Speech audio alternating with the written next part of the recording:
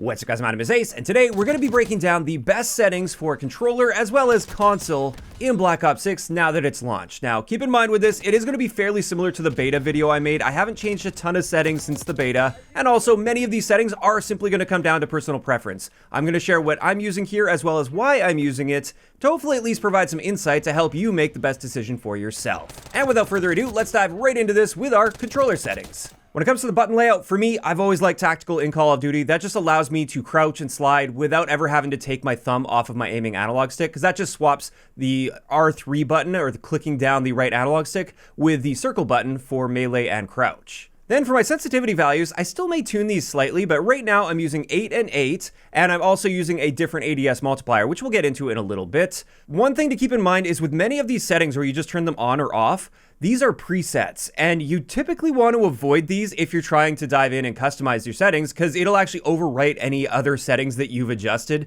that are related to that. So I would definitely recommend just being aware of those and not turning them on immediately, because you may overwrite some settings that you already like with what you've set up. Then controller vibration, I always turn that off. I just find it a little bit distracting and unnecessary. Obviously, trigger effects should be off for multiplayer. Dead zone, very important setting, especially when it comes to left stick and right stick min. You want to drop these as low as possible without getting any stick drift. Now, tabbing over to the aiming settings, I didn't adjust anything in the sensitivity multiplier here because I use the advanced aiming settings, so I can do that depending on the optic that I'm using or how much I'm zooming in. But the first thing is your ADS sensitivity transition timing. This is when your sensitivity starts to slow down as you're aiming down sights, or speed up if you're a weirdo that likes turning that up. I know some people like doing that, and hey, to each their own. If it works for you, that's great. I just like leaving this on gradual. A lot of people like instant as well.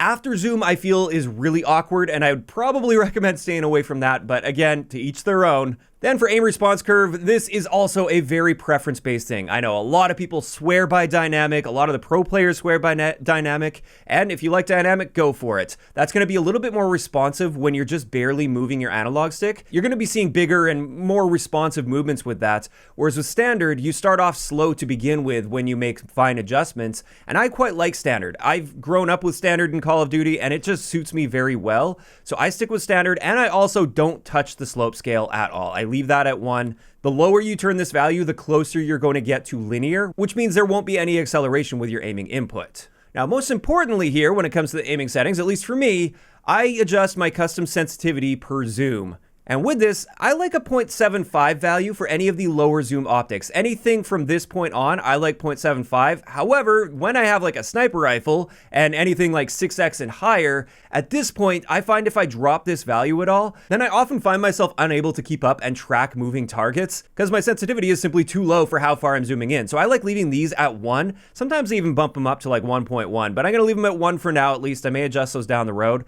And this is the route I'd recommend going as well. However, again, everything is down to personal preference. Like I said, some people are weirdos and they like increasing this, so when you aim down sight, you actually have a faster sensitivity. But for me, having a lower sensitivity while aiming down sight gives you more precision when you're aiming down sight, and typically that's what you want to see, is more precision when aiming. Now let's get into the movement options, and we'll talk a little bit about intelligent movement settings. Now, I gotta tell you right up front, I don't use any of these intelligent movement settings at all, simply because I find that you lose little bits of control as you start using these settings, because essentially you're telling things to happen automatically in order to save you button presses. And for some people, that's gonna be great. For me, I like having full control over every little action my character does. But let's go through these a little bit. With Sprint Assist, if you turn that on, what's gonna happen here is all you have to do to start sprinting is move forward. So I'm not pressing down on any button here. All I'm doing is pushing forward on my analog stick, and you can see my character is starting to sprint by themselves. A lot of people like this setting. I can see why. Definitely I can see why.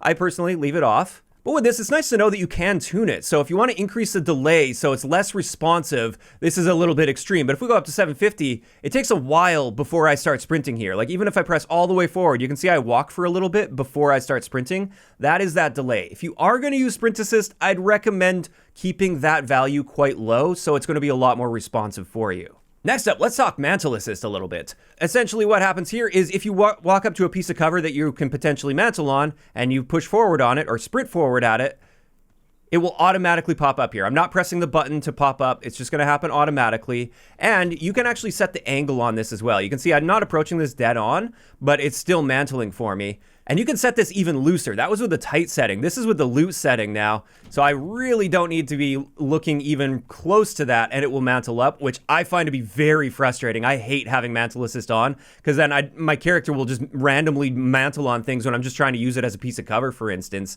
And it's kind of annoying to deal with, so I like keeping that off entirely. Next up, we have Crouch Assist. Unfortunately, I picked a bad map for this. There isn't an area where this actually activates, so I'll just show you a little clip here. If you are in a situation where your character has to crouch to get into an area, like the vents on Skyline or this little cutout area on Scud, if you turn this on, all you have to do is walk or sprint toward that area, and you will automatically either crouch or slide to go through that area. If you're sprinting, you'll slide. If you're walking, you will crouch, and you don't have to press any additional buttons there.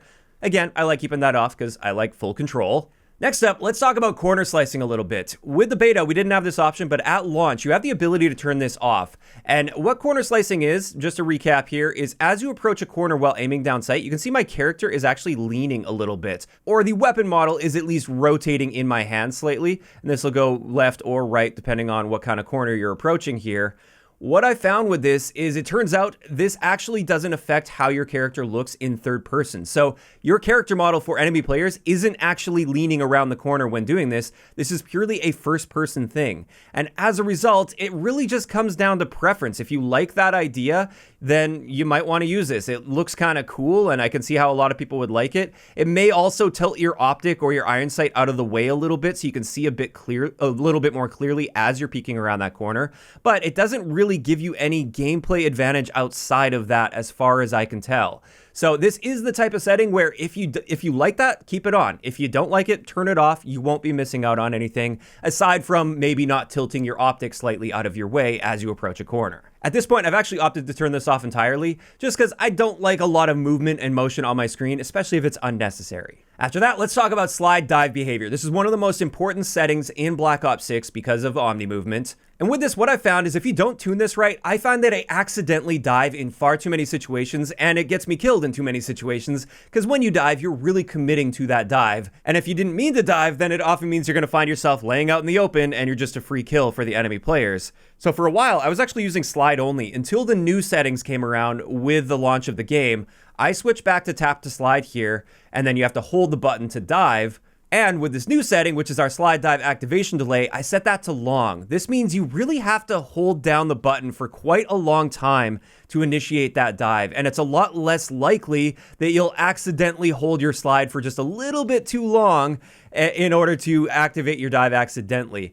Now, it's going to feel less responsive in this case. If you do want to dive a lot, you probably don't want to go with the long setting. You'll probably want to go with a more short setting.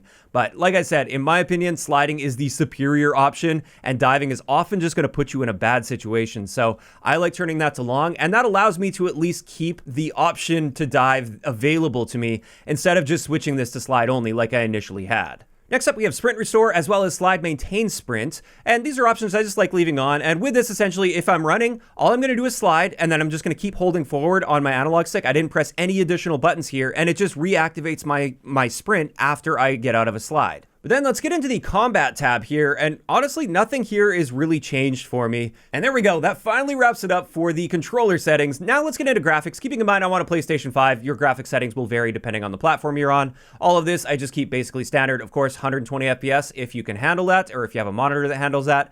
I would highly recommend turning off all motion blur. Some people like weapon motion blur on. I can understand why some people might like that, but world motion blur you absolutely want to turn off, because as you're swinging your aim from left to right, you're actually not getting all the information displayed on your screen when that is blurring that information out. And you just obviously don't want to be dealing with that. So definitely keep that one off. Depth of field, I'd also recommend keeping off. It just blurs things unnecessarily, and we want everything to be as clear as possible with your gameplay so you can see everything clearly. For the Fidelity FX CAS settings, I like keeping this on and at 50. This is essentially the sharpness of your game. If I go too high with this, I find it just looks really weird, and I'm not a big fan of it. If I go too low, sometimes I feel like things don't pop as much as I'd like, so 50 just seems to be a nice balanced area for that.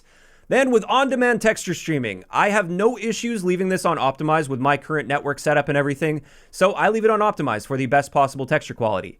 if you're having packet bursts and stuff, or if you don't have very much bandwidth, or you have limited data to use in a month for your network connection, I'd recommend turning this to minimal, which is effectively the same as off based on my testing. This will use almost no additional bandwidth whatsoever.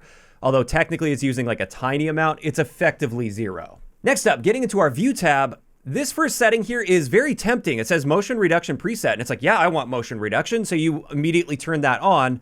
But this is one of those presets that just adjusts a bunch of things manually, and it may actually reset some of the settings that you like using. So leave that off. We're gonna be tuning things on a more advanced level here.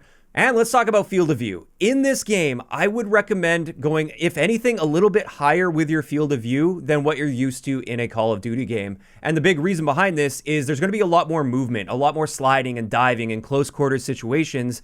And by having that wider field of view, you'll be able to see those targets for a longer period of time and track them. Now, there is a trade-off to this, and that is at longer ranges, you're not going to be zoomed in as far with a wider field of view or a higher field of view. And that can make it a little bit more difficult to really see precision at super long ranges.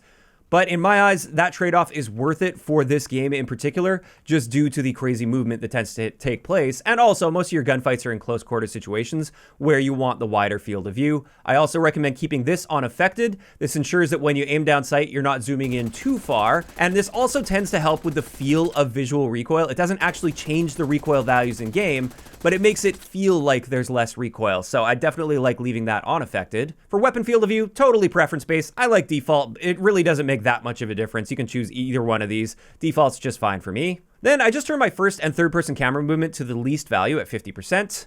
And I like inverting the flashbang. So with this, when you get flash, instead of your screen going completely white, it goes black, and that's just a little bit less blinding. Next, for audio, I didn't really change much here. I turned my music volume off, unfortunately. I love the music in this game, but I'm in menus so much with my videos that I just need that off all the time. Otherwise, that's blasting in my ears like all day long. For my audio mix, I've just been using Treyarch Mix and actually finding a lot of success. Normally, I'd use like headphones bass boost, but Treyarch Mix has sounded great for me. I'm pinpointing footsteps really well. And let's talk about this enhanced headphone mode a little bit. I tried turning this on and playing with it for a bit, and it sounded awful. I personally hated this. At least with my audio setup, I really didn't like how the game sounded when this was on. And then you can go beyond that and do that personalized profile, which will adapt that to the shape of your head. It doesn't create any new audio or anything for you. It just changes it based on the shape of your head. I will play around with that in the future just to share my opinions on it. But I gotta tell you, I doubt it's gonna sound great because I don't even like the default setting of this at all. I find it sounds way worse than the base Treyarch Mix setting or regular settings in the game, which is pretty interesting to see. Next, let's get into interface. I've got some interesting settings to change here. But first up, I do recommend turning on your server latency and packet loss for telemetry, just so you can see in real time what's going on with your latency and packet loss on the top left of your screen to see if there is any connection issues in real time. For readability, all I did here is go down to color customization, and I recommend filter 2 instead of none. I find the colors are kind of washed out, and sometimes the reds just blend into the environment, like the red dots above enemy players. So instead, I recommend going filter 2 and then setting this to both world and interface. So that means when you're looking at an enemy player, it's going to show up on your mini map as a nice bright red, as you can see there, and also the name tag above their head is going to be a nice bright red, and it's going to pop from the environment a little bit better. So that's why I like filter 2. Then with gameplay HUD, I'd recommend setting your minimap shape to square. This will give you 27% extra coverage compared to round, so it's kind of a no-brainer to set that to square. Then I'd recommend diving into the HUD customization because we can actually change quite a bit here that we've never really had access to change in the past with Call of Duty. And with the compass, I like having that on my minimap or just off entirely. I don't like the big horizontal minimap on the top center of my screen. I just find it's unnecessary clutter that doesn't really provide any additional information for me. The big thing I want to point out here is your scale. You can actually scale your minimap up and down. You can see how it's getting smaller right there. You can make it really tiny or really big, although it does overlap with like the match timer and stuff, which is unfortunate. I wish it would push that down. But as of right now, I just like boosting this up as much as I can without blocking important information. So I like setting it around like the 105 mark. It just gives me a very slightly larger minimap. And then another important piece of information here that you can adjust is your icon scale. So pay attention to the red dot on the minimap as the enemy is firing. You can see that it's a little bit smaller than what it would normally be at 100. This is what it's on by default. So pretty big size, and sometimes I find it's a bit hard to pinpoint exactly where they are. Like if we crank this right up, you can see that dot is really large. And as a result, I can't pinpoint like literally to the pixel where this guy is behind the car. I just know he's somewhere behind this car. Whereas if you turn this all the way down, I'm going to do this to exaggerate a little bit, all the way down to the lowest setting. Now I can see a lot more, with a lot more precision, where exactly on that car this player is standing. And it might be nice to pinpoint that a little better. Now, I think the minimum value is way too small, and you might not catch those red dots as effectively. So I just like leaving this at 90. It just seems like a nice small improvement there. And with that, that's pretty much it. That's going to wrap it up for all of the settings that I'm using at launch for Black Ops 6. And I'm really curious to hear from you guys in those comments down below. How are you guys feeling about these settings that we have available in Black Ops 6? Are you guys happy to see like all the intelligent movement options and the various things that you can do with those settings that we didn't have access to in the past? Do you find it a little overwhelming perhaps, or maybe even underwhelming? Just let me know down below. If you enjoyed the video, a like rating is always appreciated, and don't forget to subscribe for more if you haven't already. I'll talk to you guys next time.